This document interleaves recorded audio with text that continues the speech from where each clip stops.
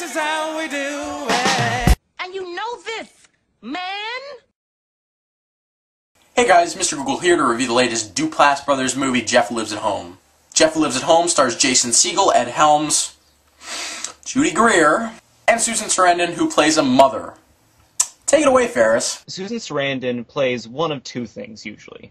Either A, a mother, or B, a variation on the mother, the motherly whore. Because if you go back and look at her filmography, it's all mother, mother, mother, whore, whore, whore, mother, mother, motherly whore, whore. Thanks, Ferris. Our audience has great taste in... Oh my god, that's not the New York Film Academy Awards, sorry. I was really looking forward to this movie so much. It had such a lot of anticipation for me, personally, because I loved the Duplass Brothers' last movie, Cyrus. It was one of my favorite films of 2010, featured some of my favorite performances of that year, most specifically Jonah Hill giving a brilliant performance, and if you haven't seen that movie, definitely check it out. That performance is brilliant. Loved it. Loved that movie. And I love the trailer for this movie. Maybe it's because, that song, Blood by the Middle East, was playing in the background, but still, undeniably, I love that trailer.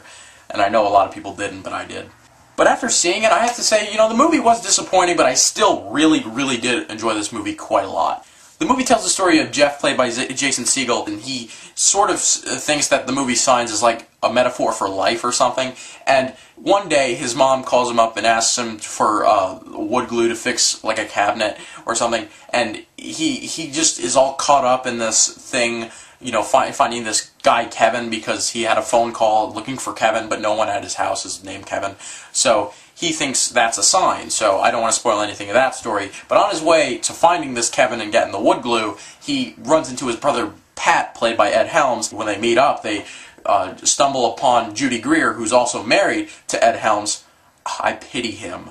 They think that Judy Greer is having an affair with somebody, and meanwhile Susan Sarandon, who plays the mother, Lee Whore,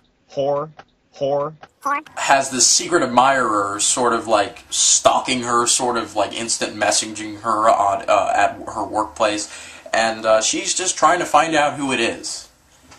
Now, I really did like Jeff Lives at Home. It had a couple problems, but I still really liked it a lot, like I said.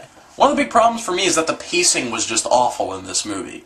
I really didn't like the pacing. It's 83 minutes long, this movie, and it doesn't feel like that at all. It feels like 2 hours. Another really weird thing that I had with this movie that was wrong is that the whole story with Susan Sarandon and the secret admirer, I liked the way it was executed, but the way it concluded was just really confusing and really just head-scratching and just really just sort of pretentious, in my opinion. And Judy Greer, oh my god, Judy Greer is just... she's awful, in my opinion. Like, she's always awful. And I know everyone's going to be like, oh, she was great in The Descendants, but, no, I could just make a whole video of why I hate Judy Greer. But I'm not going to, and I just want to say she was awful in this movie, giving me one of the top 5 worst performances I've seen all year so far. Things I loved about this movie, just the style of Duplass Brothers directing, and I love the way they write their movies. I really do. I think they always bring a sense of realism to their characters, and the movie's hilarious at times. And I also thought that the heart in this movie was just so well executed and so well done. This movie has tons of heart, and especially near the end, like the last 20 minutes were just terrific, and especially like the ending of this movie was just so well done. Good job. As for the performances, Jason Segel, all I have to say about him, New York Film Academy, New York Film Academy.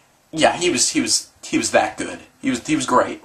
Ed Helms, for now, he's a New York Film Academy nominee for me. All right, he was terrific, and I look at both of those guys, Jason Segel and Ed Helms, and I'm always like, what? They're not brothers, but in this movie they totally feel that way, and I thought they had great chemistry.